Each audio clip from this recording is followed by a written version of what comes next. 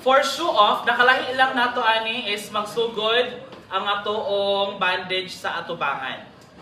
Di ba shoe off kay sa likod man magsugod?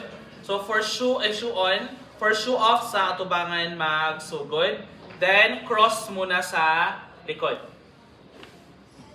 Ayan.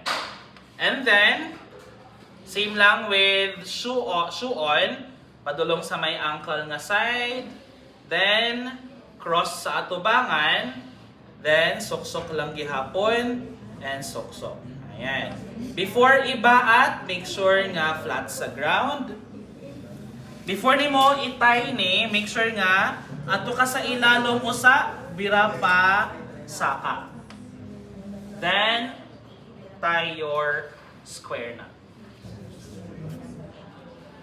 Kung real jud nga injured ang victim, it's painful for them pod nga i-point forward lang tiil. So di jud na nila ma-point kumbaga pa atubangan. Magbisod na sila kay it's painful. But para sa inyohon nga dili injured,